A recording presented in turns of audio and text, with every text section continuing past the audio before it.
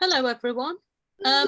Angela Eagle here, and I'm going to be chairing the meeting with Lucy Powell tonight. And I'd just like to thank her very much for taking the time on what's been quite an exciting day at Westminster in terms of news to do this meeting with us. Lucy is a member of the Shadow Cabinet, and she's been in Parliament. She went in a by-election in 2012. So she might want to make some observations about that. So she's coming up to her 10th year in Parliament, has been a stalwart on the front bench since then, has been very, very involved in a lot of the planning and the work that is helping us build, I think, an increasingly strong position to go into the next general election with. Now, when Lucy agreed to do this meeting for us, she was doing a very good job shadowing the housing brief, which is why we originally asked her to do the meeting. There's a great interest in the constituency and the issues of housing. I think Lucy's going to say a few words about that and make some observations about that before she goes on to talk to us about her current brief in culture, media and sport. And of course, that has also been making the news recently because of the challenges of online hate and dealing with bullying and all of that. Also, she's going to be making some observations, perhaps, I don't know, about the threats to the BBC and the current issues that are confronting us with our flailing Prime Minister. Now, I'm going to be chairing the meeting. The meeting will last for an hour, so I'm going to ask Lucy to speak for about 15 minutes, and then we're going to get through as many questions as we possibly can in that hour. So in order to facilitate questions, can you please make sure that the name that you've got on your little screen in the Zoom call is your name, because I don't want to call somebody Dave if they're Claire, because they haven't corrected the name underneath. So that would be helpful. And for all of your information, we have been asked by some people, party members who can't make the meeting tonight, whether we can record it so that we can then make a link available to the meeting. We are doing that. So please be aware that the entire meeting is being recorded for that purpose. And with that, it gives me great pleasure both to welcome you, Lucy, to this meeting of Wallasey CLP members, and also to invite you to talk to the meeting about your front bench role. Cheers. Thanks so much, Angela, and thanks for that lovely introduction. Of course, as soon as Angela asked me to come and speak to her CLP, I said yes immediately, because Angela has been a great friend to me, as she has to many, many colleagues in Parliament. And when we all first get elected, Angela is someone we watch and observe and try to emulate, because she's so effective in Parliament and in the media. When she stands up to speak, the whole chamber goes quiet, and I'm still trying to emulate that. That's not quite happening to me yet. So maybe one day I'll be able to do that, Angela, like you do so well. And of course, over the last few days and weeks, Angela has really been leading the charge in calling on the Prime Minister to resign. And, you know, her interventions on that really always are very powerful and really do count. So no hesitation at all to come and speak to you. And of course, we're fellow Northwestians, if you like, so always good to speak to another CLP in the region as well. Obviously, I'm on the Mancunian side, so we won't get into a discussion about football or maybe we might talk about music, because I now am responsible for all things football and music as well. But you know, we have a lot more in common in the region than sometimes we pretend that we do. So yeah, I was just going to say a little bit, because obviously when I first was invited to speak, I was the then Shadow Housing Secretary, and we had just announced a number of really, what I thought were really exciting policies that I'd been developing during that sort of conference period. And we'd also had a really good conference resolution that we'd passed as well. So I did just want to touch on that, because I know that's some of these things are very popular with party members. of keen interest for party members. But what we were setting out at conference is how we can, the first stage, and really how we could deal with that, what is a massive affordability crisis in housing. It's affordability for everybody, even though it's different in different parts of the country.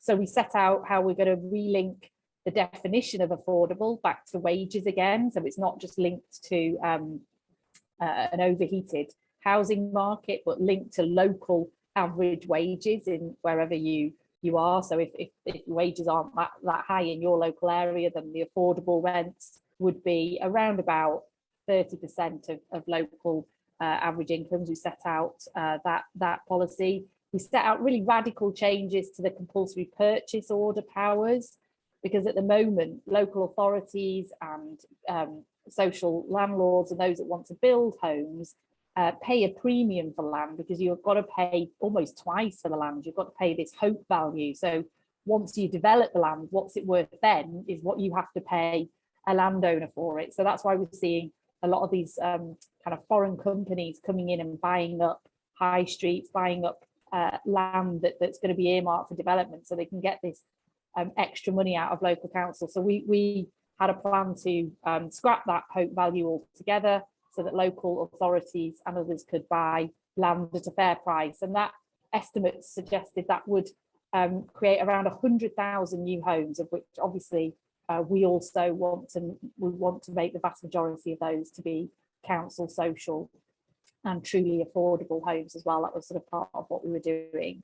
And we had some policies there for first-time buyers, so first dibs for first-time buyers on new developments as well, because that we've got to look at that whole mix in the housing market. Of course, we're very committed to building decent supply of and really big supply of council and social housing, but for many people, whether they're shop workers, whether they're nurses, whether they're electricians or tradespeople, people do aspire to own their own home as well. And for many of them at the moment, it's completely out of reach because of the affordability crisis as well. So there were a few things we set out at conference, which I know go down really well at CLP. So I just wanted to just alert you to those as well. So moving on to my new brief, it's as Angela was talking to Angela about this before. I mean, I was really enjoying the housing brief because there's cladding and building safety, so many issues in it, and it's really a sort of political brief.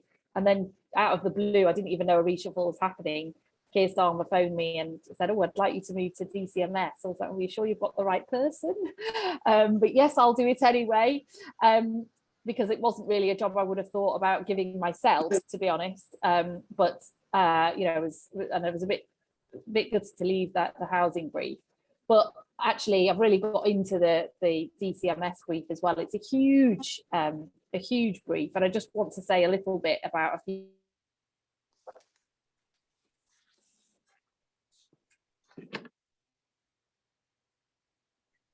Oops. Has Lucy frozen? Yeah, Shell's on mine. Yeah. I'm going to message her and try and she'll probably have to leave and come back in. So I'll just can somebody sort of, I will message her and see if we can get her to come back in. Okay.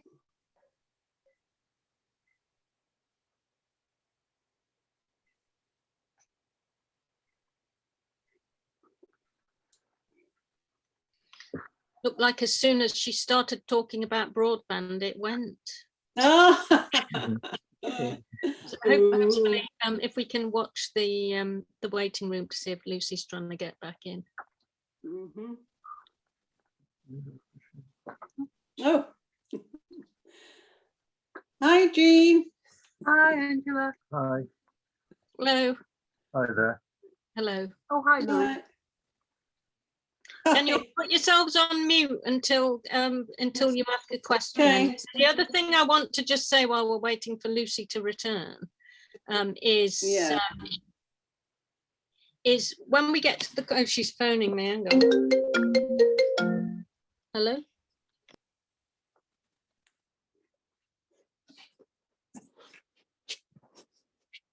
It's better. She's coming back in. She had total breakdown of all broadband or something. Oh gosh. Now, when we get on to, once Lucy's finished giving her talk and you want to ask questions, those of you who can do reactions can put your hand up like that. I'll know that you want to ask a question. Those of you who've got who I can see, if you want to wave your hand about as well, I will also be able to put you on the list. But that's how, if you want to indicate, I'll be able to draw up a list of questions, the people that want to ask a question. Right, we're waiting for Lucy to appear. What did we all think of today? I think a lot of this is a distraction from things like limiting our right to protest and things like that that are going on in the background. Well, I mean, those were all defeated in the House of Lords, 14 defeated in the House of Lords. So hopefully, you know, it's a very weakened Prime Minister now. So if this comes back with 14 defeats in the House of Lords, I hope we might be able to do something to water it down. I think that when Prime Ministers don't get defenestrated very often, although the Tories seem to be, you know, making it a bit, it's important for us to do what we can to keep pushing. You know, that's our job, to get rid of existing prime ministers if they're Tories. So I think our colleagues in the House of Lords did a fantastic job the other day, defeating them 14 times on a lot of these things. So some of these things they may accept, we don't know yet, and some of them presumably they'll overturn in the Commons again, but not without you know, that taking political issues. I wonder, do we know anyone? Lucy reappeared? Not yet. Not yet, no. No. Any other comments about today while we're waiting for Lucy to come back? She's obviously having a struggle with her IT. I mean, partygate, I think, will be terminal for him. It's just a question of when. Yeah, I'm actually I'm hoping it's not too early, because the thing is, we don't want to bounce with a new leader before the May elections. I agree. A bit of self-interest on that. Back now. Sorry about Lucy's back now. So, I think you had, Lucy, you were just about to start talking about broadband and it completely froze. So back over to you again. No, what happened was my entire computer just switched itself off. And Angela will know these awful parliamentary computers that we have to use. They've got so many layers of security and they constantly restarting themselves. So I think it just shut down. It just obviously doesn't like the CLP. Get back onto DCMS. DCMS. Okay, it won't. I've got another device here now in case it does anyway.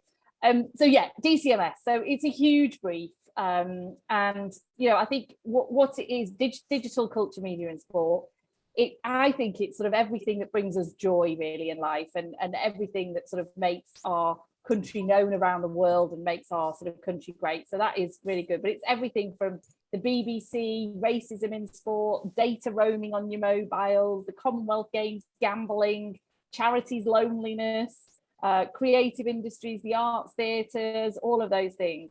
And that's even before you get to the digital revolution and, you know, the need to regulate the online space, which is a really big thing coming before us as well.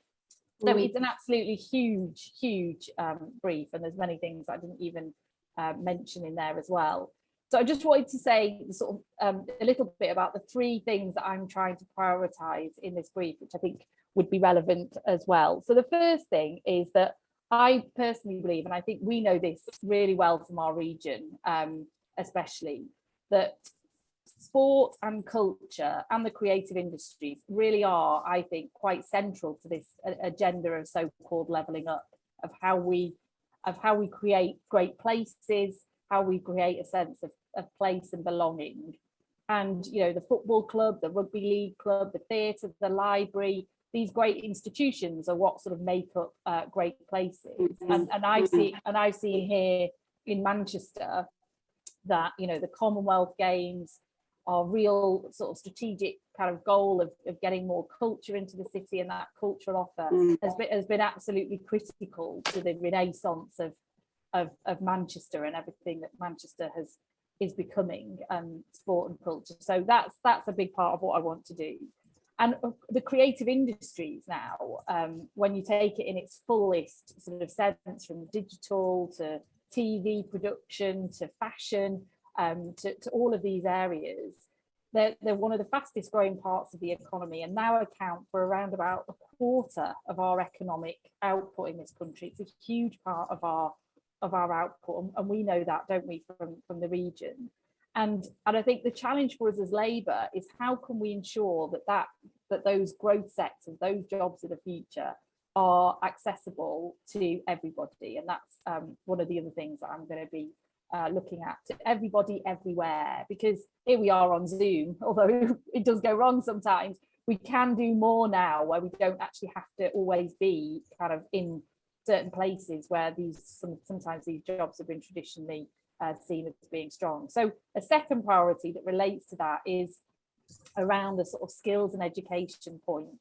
This is a real bugbear of mine, that education and the curriculum, particularly in this country, is over the Tory government over the last 10 years has gone narrower and narrower, with a increasing sort of emphasis on the baccalaureate subjects, the sort of science and English and maths and so on, to the exclusion of all of these other subjects, like drama, like performing arts, like music, like art and other things. And for our young people, actually, and sport as well, and for our young people, it's often the thing that they engage with most about education, but they're not allowed to do it all the way through their education. But also, it's such a fast-growing sector, and even when I meet big digital tech or computer science, I was meeting with a business in Manchester recently who are looking to bring 600-700 jobs to Manchester in the data space, very much normally computer scientists, you would think. They say to me, what they really need are more students, more people with the skills in the creative sector, because it's all about design, thinking differently and all of these things. And of course, we know that Apple, for example, that big business, it's not just about the technology that's made Apple great, it's been about the design. So that coming together of creative with science and technology. So that's my second thing. My third thing is around democratization and accountability. So I think what we've seen over the last 10, 15 years, with the growth of digital, of social media, of online, is we've seen this huge growth in a few very successful sort of big tech companies. So we've seen the huge power of broadcasting, whether that's Netflix, of social media, whether that's Facebook or Twitter or YouTube or Google, the power to influence people, to shape lives, to shape economies, really in the hands of a few and not in the hands of the many. And the next 10 years for me needs to be about how we can make sure these things are now back in the hands of the many and no longer the few. So there's just a few things within that I just wanted to talk about. One was the BBC, which Angela mentioned at the beginning. This is now totally under threat in as we know it by the Conservative government, because they've got a personal vendetta against the BBC because it reports on Boris Johnson's lying and his partying when the rest of us were locked at home making great sacrifice. Because they don't like their reporting, they want to now, said this week, get rid of the licence fee altogether, which flies in the face of this agenda of making sure that these things are for the many and not the few. And the BBC is the envy of the world. It's the jewel in the crown of the creative industries around the world, because it is a universal service that is able to do things that a commercial service just wouldn't do, whether that's Radio Merseyside and local radio, whether that's the education. The BBC did a much better job of providing education to our young people during lockdown than the government did, when they couldn't get iPads and computers to kids that needed it. or whether that's the World Service and all of these great things that just a commercial BBC couldn't and wouldn't fund. So, you know, we put up a really strong fight on this in Parliament on Monday, and I'll be fighting the government tooth and nail to retain the licence fee and that universal offer of what the BBC is about. It's also about this issue of regulating the big tech companies, Facebook, Twitter, and so on. It's a completely unregulated sector. So it's for them to determine what is hate speech online. It's for them to determine what is acceptable online. It's for them to determine whether they take action against criminals or give over data to police about criminals online. And it's got to stop. It's not for them to determine these things. They need properly regulating. And you know, and they also need regulating in terms of the way they do business, because these algorithms, you know, these things that happen online. So if you searched up, for example, and I've had examples of this, a teenager searches up, how do I kill myself? I mean, it sounds shocking and it's awful, but this is what is happening in teenagers' bedrooms. They are given information about how to kill themselves online. They're not given the Samaritans or other things. And worse than that, because they've then made that search, in future, they're then offered more information about that topic than they would otherwise be doing because of the way the algorithms work. And, you know, 10 years ago, that same young person would have had to have gone to the library to look at that information. And by the time they got to the library, they probably would have changed their minds. I mean, that's an extreme example, but one that I've been given, but there are many, many other examples about how the way in which the power of who decides who gets to see what and how that works, as I say, really now needs putting back into the hands of the democracy and of the many and not the few. And that's what we want to see with some of these big issues coming up the track about regulation in the online space, and we're going to be pushing really hard on that. So they're my sort of three priorities on DCMS, which I thought might be of interest to you. And then just finally, sorry, I know I'm running over now, Angela, because you lost me for a few minutes. I did just want to say, look, obviously, as a member of the Shadow Cabinet, you know, I'm here to be accountable to you as party members for everything that we're doing as well. So please feel free to ask me about those things. I mean, obviously, this is quite a big sort of moment in politics, isn't it? Because who would have thought even 6 months ago that Boris Johnson and the government would have so dramatically nosedived in the way in which they have, and been so exposed for the sort of charlatan that he is. We all knew that anyway, but that's been so exposed now, and it's sort of changed politics quite a bit. We've obviously had a defection today of a Conservative MP to Labour, which is a good thing, you know, a really good thing. We want people to change their minds about being Conservative and to become Labour. But I worked on a big piece of work before I was in the Shadow Cabinet with an organisation called Labour Together, where we did a really big deep dive looking at the 2019 election defeat and what it meant for Labour. And what we found, and we've got all this sort of research, primary research, polling research, and so on, you know, is that yes, 2019 was a terrible result for Labour, but the red wall, the so-called red wall, as it were, had actually been crumbling for a long time, 15 years or more. And that voter coalition that we've historically relied on as Labour, you know, has really fractured. It's been fracturing for a long time, but it was very much catalysed by leadership and Brexit and other issues at that last election. And we should, and we're not, as a Shadow Cabinet, as MPs in Parliament, and I hope as party members, under no illusion at the scale of the task, the scale of the challenge that we have to win that next election, even though at the moment it feels like, oh, we're doing really well in the polls, and you know, Boris is having a nightmare and he needs to resign, and they're all infighting and so on. And we could get lucky, you know, we could just sort of ride that wave maybe in all the way to the next election and get lucky. I think the reality will be more difficult for us. So what we have to do is we have to really rebuild that voter coalition, and that does mean a big offer of change at the next election. We have to be the party that represents that change, with big ideas on issues like affordable housing, big ideas on energy prices, which Labour has set out in recent weeks. You know, we want a windfall tax on North Sea oil and gas and others in order to reduce the most in needs bills by £600 a year. You know, big ideas like that to address people's everyday concerns is what we need to be laying out now over the next year or two, as we try and win that election, which is a big mountain for us to climb where we are to actually win outright that next election. But hopefully we will do that with all your help and support. So that was just what I wanted to say, Angela. And I'm still here, and my computer has decided to crash again. Fantastic, thank you. I'm glad your broadband's holding out, or the computer. Now, the important thing now is that you all get a chance to ask questions. Now, those who want to ask questions, if you've got your camera on, wave at me and I'll take you down. I'll take list down. I think I saw Terry Irving wanting to ask a question. So Terry, do you want to come in? While if anyone else wants to ask a question, please indicate. Terry.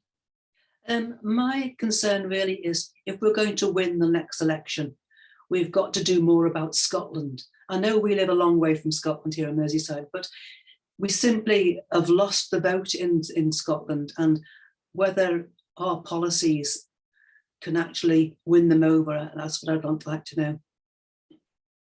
Thank you, Terry. Anyone else? Well, if you think of a question to ask, please indicate while I bring Lucy in to solve the entire Scottish issue. Lucy. Well, I'll do my best. No, I mean, look, you're absolutely right, Terry. I mean, one of the lines that we had in the Labour Together review was that without making progress in Scotland, which looks difficult, still looks difficult even at the moment, without making progress in Scotland, in order to win a majority government at the next election, we would have to win Jacob Rees-Mogg's seat in North Somerset. North Somerset, not known for its sort of history of Labour voting. You know, it's an incredibly safe Conservative seat. So without making that heavy lifting in Scotland, it is an almost impossible task for us. And you're totally right. I mean, if you look at one of the other things that we did was we looked at what seats, and Angela will be familiar with this, what seats Labour held in 1983, which was the last time we held a similar number of seats that we've got today in Parliament in 1983. And there were nearly 80 seats that were different in 1983 that we hold today, that we now hold today that we didn't hold then, and vice versa. And that's because in 1983 we were very, very strong in Scotland, holding most of the seats, very, very strong in the north of England, and we virtually had no seats in London, which is like so Labour now, and the south of England at all. And so our challenge, our electoral challenge, is a different one today than it has been historically, than it was even in 1997 as well. And you know, I think what you're saying is absolutely right. But we have to bear in mind that our voter coalition that we need to rebuild is not straightforwardly simply just about so-called Tory switchers in red wall seats, kind of people who voted Leave, perhaps more working class, living in sort of towns outside cities and so on, who switched very heavily against Labour in recent years. Because if we only went after those voters, we would lose even more, or we certainly wouldn't regain voters in Scotland and in other parts of the country, and we may start to lose other voters at the other end. So we have to unite this voter coalition, and that is a much bigger challenge. But one thing we found in that work that we did with Labour Together is that one thing that unites that voter coalition is people economically are actually quite more left-wing, if you like, in that voter coalition, and want to see big change to the way the economy works for them personally and for their lives. So that is things like the energy policy, the climate pledge. I don't know if you came across that at conference. We want to invest £28 billion a year in switching to net zero, which we think can create lots of new jobs of the future, insulate people's homes, you know, really radical sort of policies around our manufacturing base and renewable energy and so on, which could create jobs in every part of the country, and new types of jobs as well. So it's those sort of policies which are hard for us to get across always, that I think unites that voter coalition. Right, that's too long an answer, so I won't give such long answers in future. Okay, great. Anyone else asking a question? Myra Piggott. And Ben's Hello, got, Angela. Ben's got his hand up as well, his virtual hand. Okay, so Myra first and then Ben. Hi, Angela. Hi, Lucy. Thank you very much for all the discussion and interest you've shown, and marvellous positivity of policies that the Labour Party have got. I would like to know what we're going to do about the younger members of the Labour Party to encourage them, because I feel that the youth of this country is being very badly let down with the threat of thousands of youth clubs and social meeting places for young people to get together, to talk. And as we know, the crime rate is going up quite dramatically with gangs and stabbings. I wondered what the Labour Party, how they're going to encourage to get more into the universities and getting to the younger Labour voters.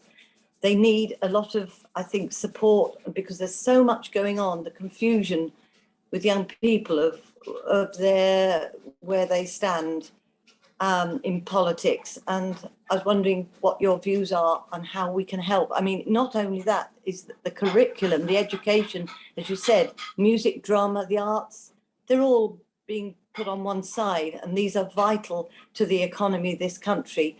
I think the music produces, the shows in London and concerts produce £6 billion to the economy of this country, and we've just got to think of all these sides of things. But the youth of this country is being badly let down by this government.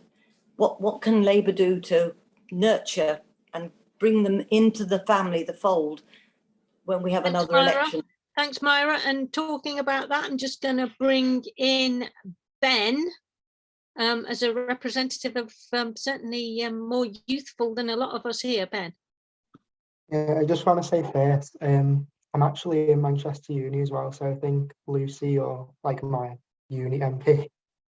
And also, I think like with the young people, definitely Labour, I've seen like they are putting a lot of policies out with schools and that, but the Tories, they're quite like, I feel like they're not caring because we don't vote for them anyway, so I think what's the point?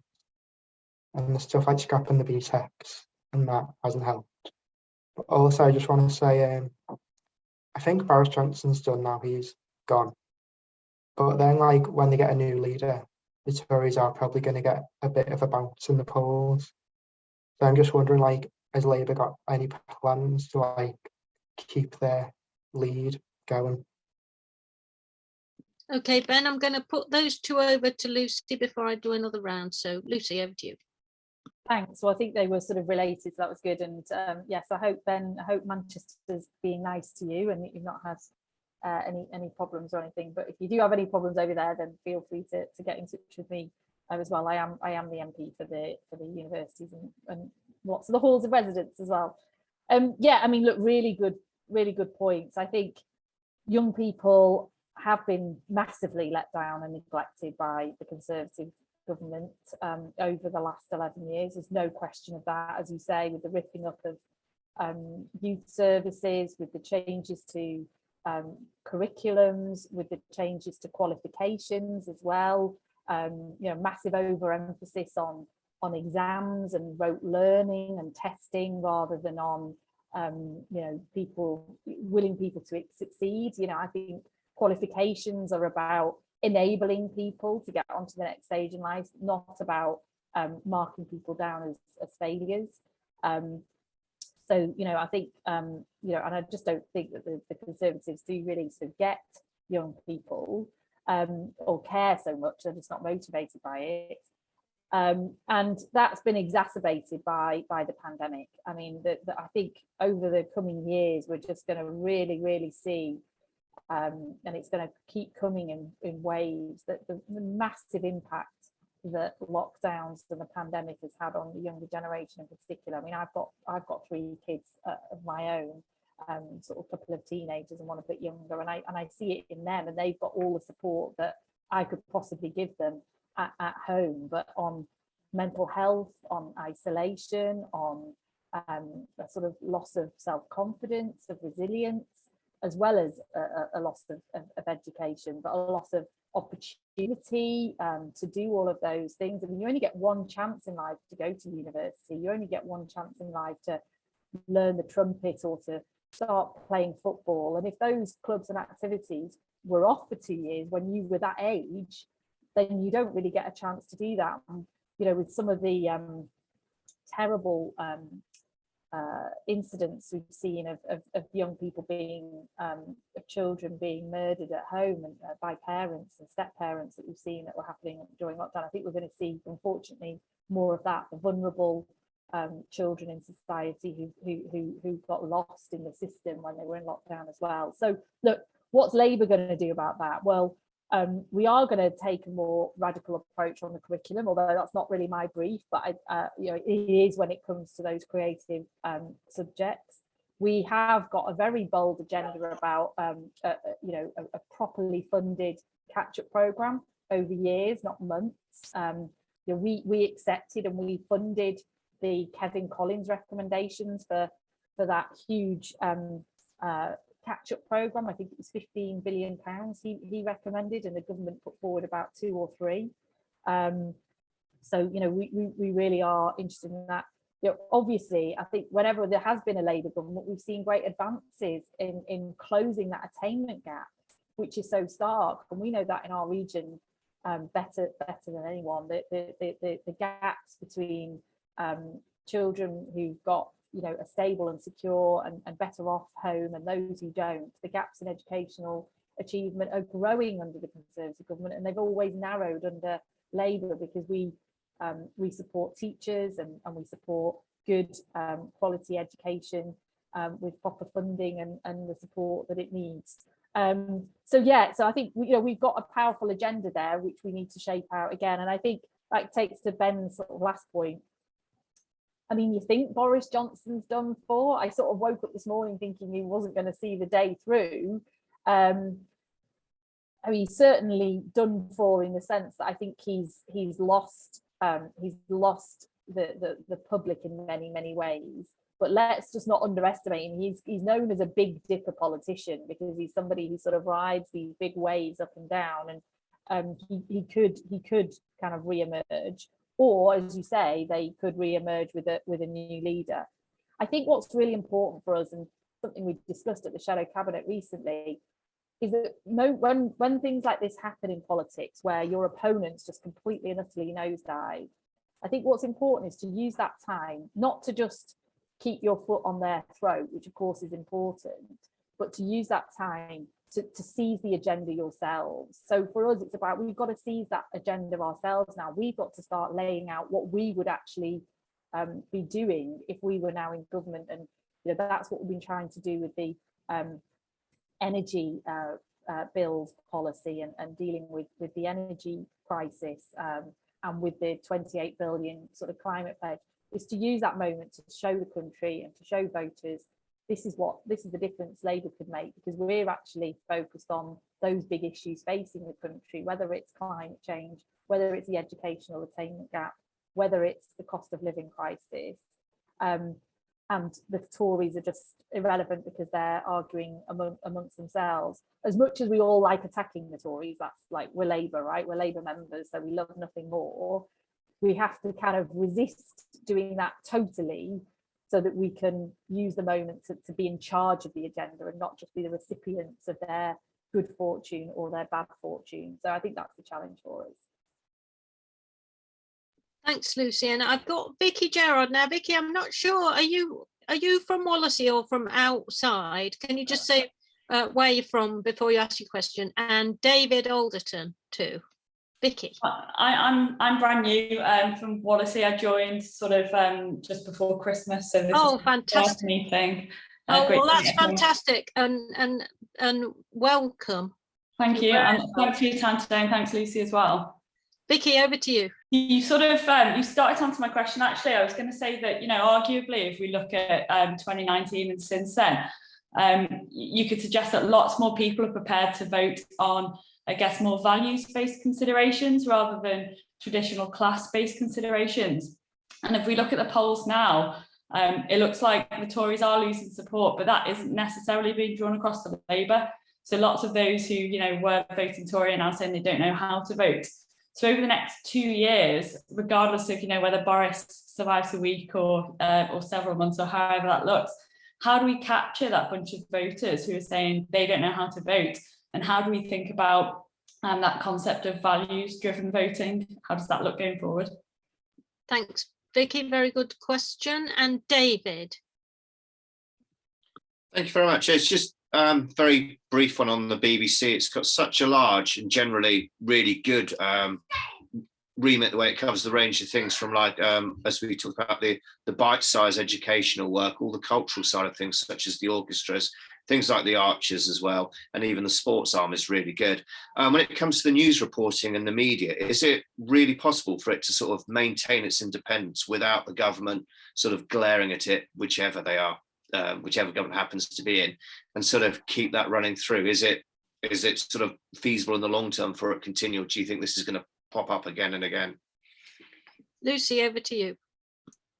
Yeah, good question. Well, I'll take that one first. I mean, yes, you're absolutely right. I mean, the BBC does support things that just wouldn't otherwise be supported, like Bite Size, the proms, the orchestras, you know, Glastonbury Festival, you know, wherever your interests are. And a lot of these things that don't make money, the World Service, you know, would be definitely under threat. I think there is a big issue about how you do impartiality. Look, this government, there's no question that Nadine Dorries, who, oh God, she was terrible on Monday, I've got to say. I mean, she tried to pass herself off as, well, she's a Scouser, I suppose, in the past. But I mean, gosh, she didn't really serve her Liverpudlian roots all that well. But she was absolutely terrible on Monday.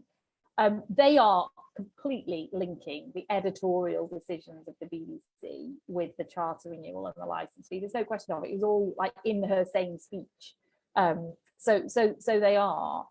I think how do you make impartial not stop you taking risks and being sort of controversial and doing sort of big difficult journalism, I think is a real question, and maybe it is one, as you say, that will every time there's a charter renewal will resurface. I think Labour in government, we were a lot better at that because we did sort of keep these things separate. I mean, the BBC news coverage and the Today programme and all those sort of things irritate me as much as I'm sure they irritate Tory politicians, because, you know, we all think that they're being kind to the other side and, you know, they don't have us on as much and all of that sort of thing. But that doesn't take away from the fact that I support the principle of the licence fee because of all that it achieves and all that it does, and that universal service and what it does as a cornerstone for our entire creative economy in this country. And that's why it is the envy of the world, and that's why we have got world-leading creative industries in Britain, is partly because of the BBC and how that's innovated and changed over the years. And I do think the BBC could do better at sort of reflecting the whole country sometimes as well. I mean, obviously they did move up to Salford about 10-15 years ago, and that definitely has sort of changed some of the programming that comes from Salford. But I think they could do more of that. They can be a bit Westminster, a bit Londony sometimes in their thing.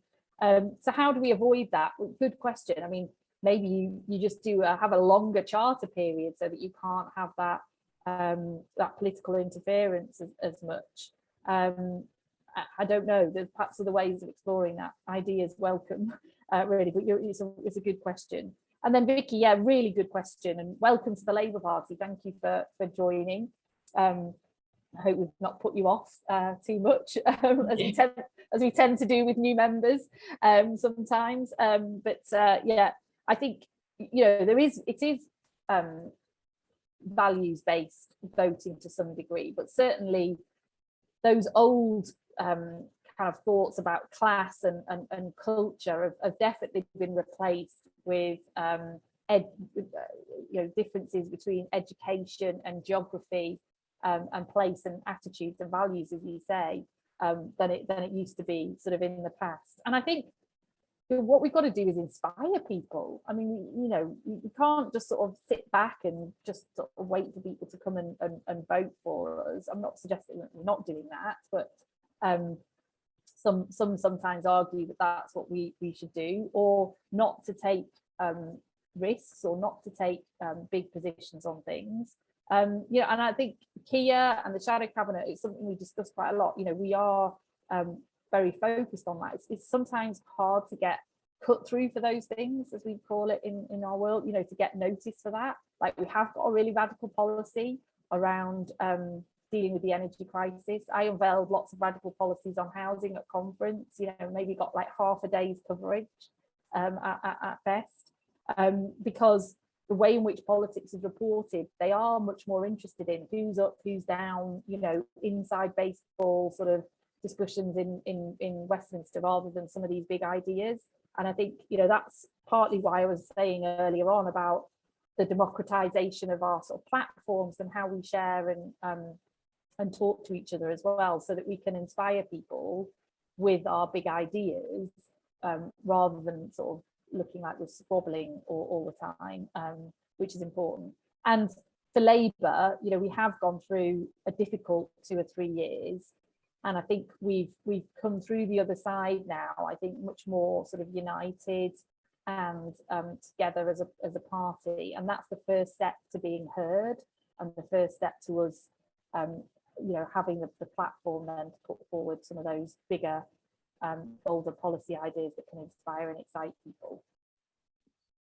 Thanks, Lucy. And Claire Dotton, I can see you've got your hand up. And anyone else who wants to ask a question, wave your hand at me, Sue.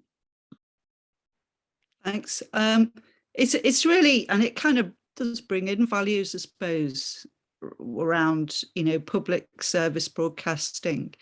Do you think people kind of understand the concept, what it's about? Because you hear a lot these days of young people don't watch conventional TV and stuff like that, and there's different platforms, so we need different models.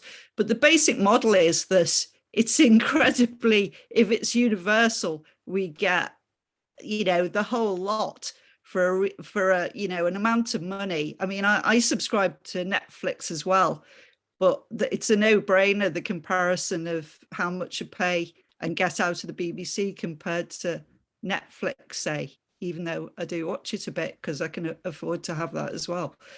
But I mean, do you think, that's the thing the Labour Party could, promote more the actual concept of it, that, it is an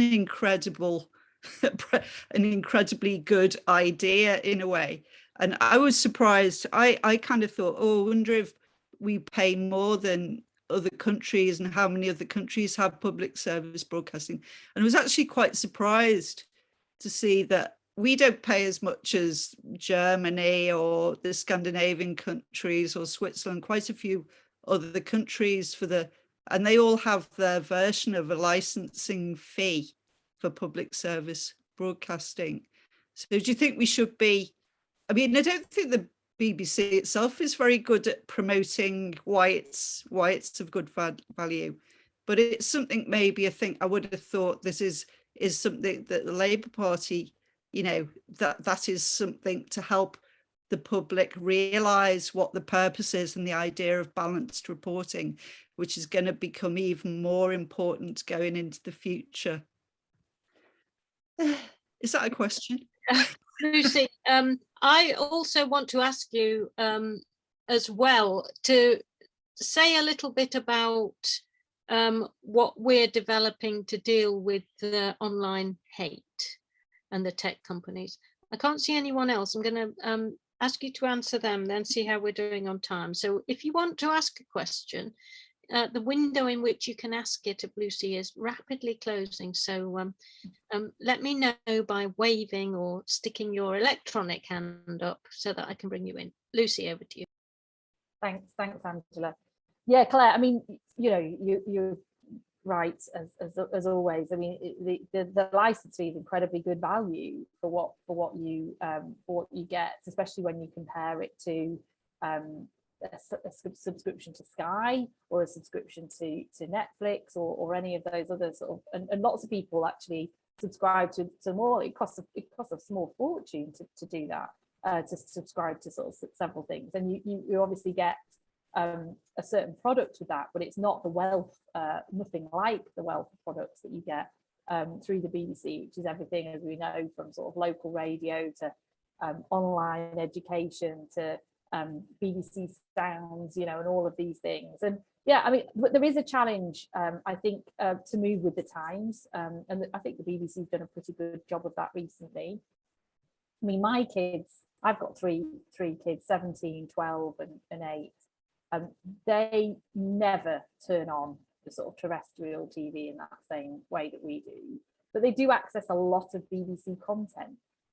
So whether that's through the iPlayer or through YouTube or other things, or whether that's online and at school, you know, they watch Newsround every day at school and that kind of thing. So they access a lot of BBC content, but they just don't switch on the telly, watch BBC 1 or 2 or 3 in the same way that we do, but you know, we'll watch hours of Top Gear or whatever.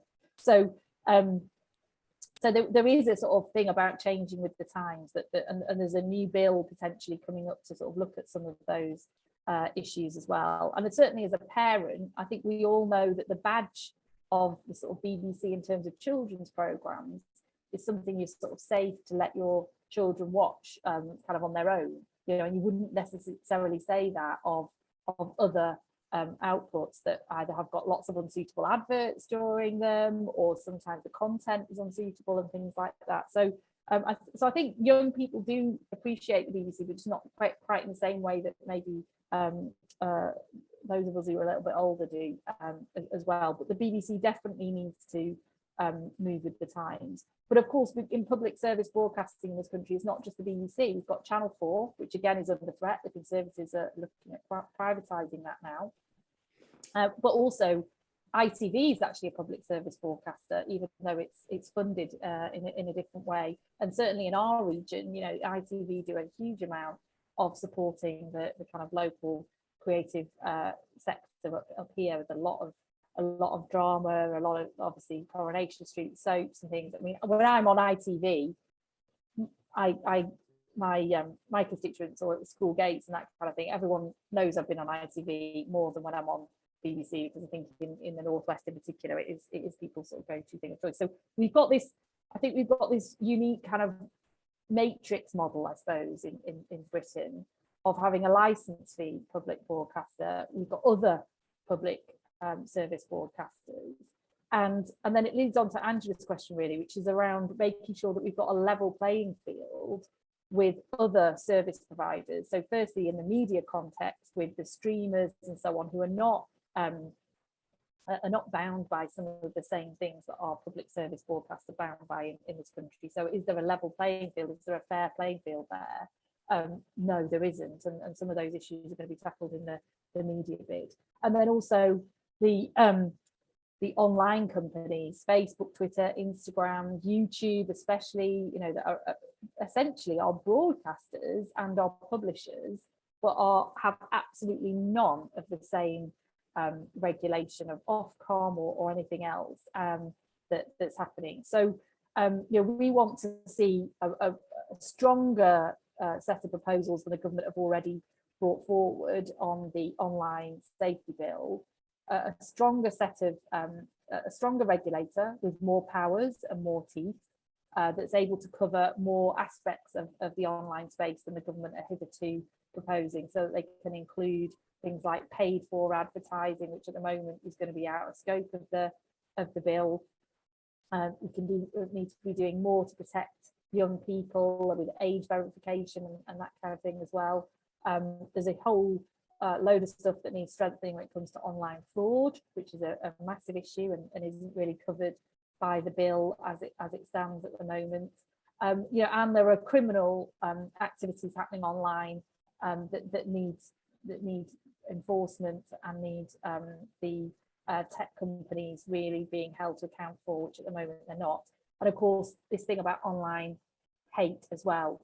And you know, online, whether it's online hate, whether it's scams, whether it's some of these other things, there are two real issues. One is about regulation, and that regulators are having powers, having teeth, and being able to take the big tech companies to task when people on their platforms are breaking these rules about hate, about criminal behaviour, and so on. Which at the moment there isn't that, and we want to see that strengthening. And then the second issue is about the very special and different and unique way in which online works, which the government's bill isn't looking at this at all, which relates to these sort of algorithms and the kind of way in which echo chambers, sort of clickbait, so that you're rewarded online for having, which you aren't in the real world, you're rewarded online for having a particularly controversial opinion, for having, for spreading sort of misinformation or things that are particularly, as I say, sort of controversial. So the anti-vaxxers, I mean, it's just a good example at the moment, the anti-vaccine movement that's proliferated online, gets millions of views and so on, which if you held those views in a normal workplace, or if someone raised them at a CLP meeting, or, you know, down in the pub or at the school gates, you know, you might get some challenge to those opinions, people would discuss them, but you wouldn't be able to then get those opinions being rewarded online because they're controversial. So that means because people are clicking on them and sharing them, then more and more people get to see them and more people share them. They can quickly go viral, essentially. And to go viral, you need to have controversy or something interesting to say, or this kind of thing. So the power of these platforms and the way in which they work really does need quite a lot of regulation to hold some of this to account, so that the opposite happens when you're sharing hate and you're sharing something that you know to be untrue in pursuit of a particular agenda. Lucy, thank you very much. I do think myself that the rise of the online platforms have fueled the rise in populism and the politics of division. And I think there's an issue about truth and propaganda, which is turbocharged into people's Facebook pages. I, on the doorstep in the last few years, have come across increasingly bizarre views that people have been persuaded of online, such as the Schiphol poisoning in Salisbury being a false flag sort of episode by MI5 to discredit the Russians. You come across people who think that, and you ask them where they've got those views from, and it's some Facebook group that they've joined. And obviously in the Northwest, the David Icke, the world is run by lizards stuff that we've all come across. And so increasingly we are in a situation where people seriously believe that sort of stuff because they've seen it in groups where it's all self-reinforcing. And we've seen how that can bleed over into violence and extremism. For example, the involuntary celibate murders down on the south coast, the incel, the self-confessed incel who came from an online cult like group. So I do think that you're right to concentrate on seeing what we can do to deal with the rise of these kinds of issues. I want to, it being 2 minutes to 7, thank you very much for taking the time out of your extremely busy day to come and have a talk to us. Thank you all of you for asking questions. I hope next time we do one of these things, everybody's hand will go up because I'll try and get as many of you in as possible. Thank you for coming. Keep in touch. We'll carry on doing these things, but above all, thank you very much for taking the time to be with us, Lucy, and good luck with your ongoing work in this very important brief. So I'm going to thank you. Thank you. Thank you. Thank you. So thank you very much, everybody, and fantastic. Thank you for coming here, and I'll be in touch with you about the next one as soon as I've got our next guest. Thank you very much. Thank you. And have a nice evening. Yes. Thank you. Right. Thank you very much. I think this is where you leave it.